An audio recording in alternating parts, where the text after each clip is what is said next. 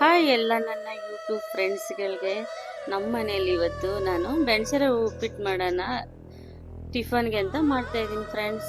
ಮೊದಲಿಗೆ ಒಂದು ಅರ್ಧ kg ಆಗಷ್ಟು ರವೆ ತಗೊಂಡು ಚೆನ್ನಾಗಿ ಹುರಿತಾ ಇದ್ದೀನಿ. ಸ್ವಲ್ಪ ಬ್ರೌನಿ ಆಗಬೇಕು, ಅದು ಚೆನ್ನಾಗಿ ಹುರಿದ್ರೇ ತುಂಬ ಟೇಸ್ಟ್ ಬರೋದು ಬೆಣಸೆ ರವೆ. ಮತ್ತು ಹುರಿದ ನಂತರ ಒಂದು ಸೈಡ್ಗೆ ಇಟ್ಕೊಂಡಿದ್ದೀನಿ, ಅದು ಪಕ್ಕಕ್ಕೆ ಎತ್ತಿಟ್ಕೊಂಡಿದ್ದೀನಿ. ಮತ್ತು ಅದೇ ಬಾಣಲಿಗೆ ಒಂದು 100 ಗ್ರಾಮ್ ಆಗಷ್ಟು ಎಣ್ಣೆ ಹಾಕಿ, ಮತ್ತು ಸ್ವಲ್ಪ ಕಾಯಬೇಕದು. ಎಣ್ಣೆ ಕಾಯ್ದಿದೆ ಇಲ್ಲಂತ ಸ್ವಲ್ಪ ನೋಡಿ.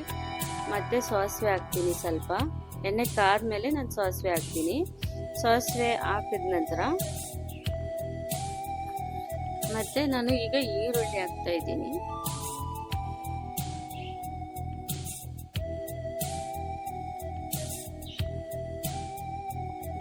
ಬೆಳಗ್ಗೆ ಚಳಿಗೆ ತುಂಬ ಟೇಸ್ಟಿಯಾದ ರುಚಿಯಾದ ಉಪ್ಪಿಟ್ಟು ಮಾಡೋಣ ಅಂತಲೇ ನನಗೆ ಇಷ್ಟ, ನನಗೂ ಕೂಡ ಅದಂತ ನಾನು ಮಾಡ್ತಾಯಿದ್ದೀನಿ. ಮತ್ತು ನಾನು ಒಣಮೆಣ್ಸಿನ್ಕಾಯಿ ಹಾಕ್ತೀನಿ, ಹಸಿಮೆಣ್ಸಿನ್ಕಾಯಿ ಹಾಕಲ್ಲ.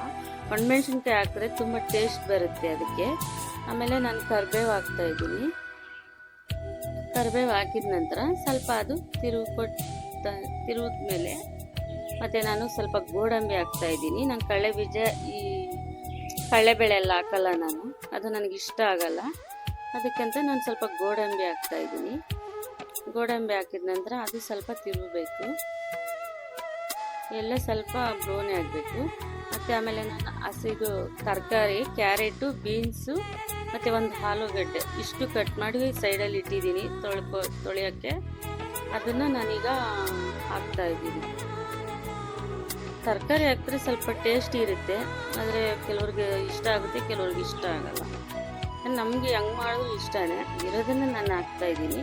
ನಮ್ಮ ಮನೇಲಿ ನಾವು ಯಾವ ಥರ ರೆಸಿಪಿ ಮಾಡ್ತೀರೋ ನಾನು ಅದನ್ನು ತೋರಿಸ್ತಾ ಇದ್ದೀನಿ ಫ್ರೆಂಡ್ಸ್. ಬೇರೆ ಅಂತ ಏನು ಮಾಡೋಕ್ಕಾಗಲ್ಲ. ಮತ್ತು ನಮ್ಮ ಮನೇಲಿ ಯಾವ್ದು ಮಾಡ್ತೀನೋ ನಾನು ಅದು ಯೂಟ್ಯೂಬ್ಗೆ ಅಪ್ಲೋಡ್ ಮಾಡೋಣ ಅಂತ ನಾನು ಮಾಡ್ತಾಯಿದ್ದೀನಿ. ನೋಡೋಣ ಫ್ರೆಂಡ್ಸ್, ನಿಮ್ಮ ಸಪೋರ್ಟ್ ಇರಬೇಕು ನಮಗೂ. ಲೈಕ್ ಮಾಡಿ, ಸಪೋರ್ಟ್ ಮಾಡಿ. ನಮಗೂ ಕೂಡ ಮೋಜಲ್ಲಿನೂ ಇದೇ ಥರ ನಂಗೆ ಫಾಲೋವರ್ಸ್ ಆಗಿದ್ದಾರೆ. ಹಂಗಂತ ನಾನು ಯೂಟ್ಯೂಬು ಸ್ಟಾರ್ಟ್ ಮಾಡಿದ್ದೀನಿ. ನೋಡೋಣ ಹೆಂಗಾಗುತ್ತಾ ಮುಂದೆ. ದೇವ್ರ ಮೇಲೆ ಭಾರ ಹಾಕಿ ನಾನು ಮಾಡಬೇಕು ಅಂತ ಮಾಡ್ತಾಯಿದ್ದೀನಿ. ಜನ ಅಂತೇನಿಲ್ಲ, ನನಗೆ ಯೂಟ್ಯೂಬಲ್ಲಿ ಫ್ರೆಂಡ್ಸು, ಮೋಜಲ್ಲಿ ಫ್ರೆಂಡ್ಸ್ ಇದ್ದಾರೆ, ಅವ್ರು ಸಪೋರ್ಟ್ ಮಾಡ್ತಾರೆ ಅಂತ ನನಗೆ ಗೊತ್ತು. ಅದಕ್ಕೆ ನಾನು ಮಾಡ್ತಾಯಿದ್ದೀನಿ. ನೋಡೋಣ. ಈಗ ಅದು ಸ್ವಲ್ಪ ಹುರಿದಾದ ನಂತರ ಟೊಮೊಟೊ ಹಾಕ್ತಾಯಿದ್ದೀನಿ. ಟೊಮೊಟೊ ಹಾಕಿ ಸ್ವಲ್ಪ ಹುರಿದ್ಬಿಟ್ಟು ಮತ್ತು ನೀರು ಹಾಕಿ, ತರಕಾರಿ ಎಲ್ಲ ಸ್ವಲ್ಪ ಫ್ರೈ ಆಗಬೇಕು ಅದು ಎಣ್ಣೆಯಲ್ಲಿ. ಆಮೇಲೆ ನೀರು ಒಂದು ಅರ್ಧ ಲೀಟ್ರ್ ಆಗಷ್ಟು ನೀರು ಹಾಕ್ತಾಯಿದ್ದೀನಿ. ಆಮೇಲೆ ರುಚಿಗೆ ತಕ್ಕಷ್ಟು ಉಪ್ಪು ಹಾಕಿ ಪ್ಲೇಟ್ ಮುಚ್ಚಿಬಿಡಬೇಕು. ಒಂದು ಅರ್ಧ ಗಂಟೆ ಚೆನ್ನಾಗಿ ಸ್ವಲ್ಪ ಕುದಿ ಬರಬೇಕು. ನೀರು ಹಾಕಿದ ನಂತರ ಆಮೇಲೆ ತಿರುಗಿ ಕೊಟ್ಟ ನಂತರ ಈ ರವೆ ಮತ್ತು ಮೀಡಿಯಮ್ ಫ್ಲೇಮಲ್ಲಿ ಇಟ್ಕೊಂಡು ಚೆನ್ನಾಗಿ ಕಲಿಸ್ತಾ ಬೇಕು.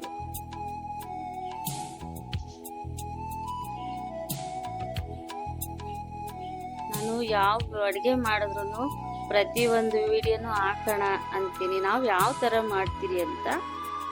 ಇಷ್ಟೊತ್ತಿಗೆ ಯಾವಾಗೋ ಮಾಡಬೇಕಾಗಿತ್ತು, ಈಗ ಮಾಡೋಣ ಅಂತ ಮಾಡ್ತಾಯಿದ್ದೀನಿ. ನೋಡೋಣ ಹೆಂಗಾಗುತ್ತೆ ಅಂತ.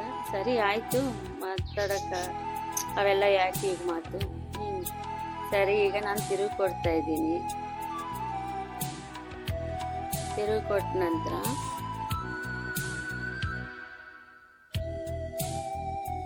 ಅದಕ್ಕೆ ಪ್ಲೇಟ್ ಮುಚ್ಚಿಬಿಡಬೇಕು.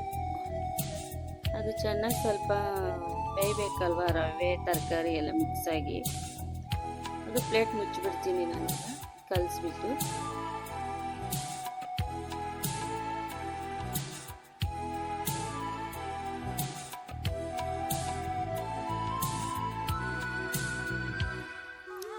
ಕಲಸಿದ ನಂತರ ಪ್ಲೇಟ್ ಮುಚ್ಚಿಬಿಟ್ಟು ಒಂದು ಅರ್ಧ ಗಂಟೆ ಮೀಡಿಯಮ್ ಫ್ಲೇಮಲ್ಲೇ ಇಟ್ಬಿಡ್ತೀನಿ. ಮೀಡಿಯಮ್ ಫ್ಲೇಮಲ್ಲಿ ಇಟ್ಬಿಟ್ಟು ಮತ್ತು ಅದು ರೆಡಿ ಆಗಿದೆ. ಈಗ ನಾನಿವಾಗ ಸ್ವಲ್ಪ ಕೊತ್ತಂಬರಿ ಸಣ್ಣಗೆ ಹಚ್ಚಿಟ್ಕೊಟ್ಟಿರೋದು ಹಾಕಿ, ಮತ್ತು ಸ್ವಲ್ಪ ತುಪ್ಪ ಹಾಕ್ತೀನಿ. ಈಗ ಅದ್ರ ಜೊತೆಗೆ ಸ್ವಲ್ಪನೇ, ಜಾಸ್ತಿ ಹಾಕಲ್ಲ, ಸ್ವಲ್ಪ ಅದು ಟೇಸ್ಟ್ಗಂತ ಸ್ವಲ್ಪ ತುಪ್ಪ ಹಾಕ್ತೀನಿ. ತುಪ್ಪ ಹಾಕ್ಬಿಟ್ಟು ಮಿಕ್ಸ್ ಮಾಡಿಬಿಟ್ಟು ಈಗ ರುಚಿಕರವಾದ ಮೆಣಸೆ ರವೆ ಉಪ್ಪಿಟ್ಟು ರೆಡಿ ಆಗಿದೆ ಫ್ರೆಂಡ್ಸ್. ತುಂಬ ಫ್ಲೇವರ್ ಬರ್ತಾ ಇದೆ, ತುಂಬ ಚೆನ್ನಾಗೂ ಬಂದಿದೆ ಕಲರ್ಫುಲ್ ಆಗಿ. ನಿಮ್ಗೆ ಹೆಂಗೆ ಅನ್ಸುತ್ತಾ ನೀವು ನೋಡಿ, ಲೈಕ್ ಮಾಡಿ, ಶೇರ್ ಮಾಡಿ. ರುಚಿಕರವಾದ ಉಪ್ಪಿಟ್ಟು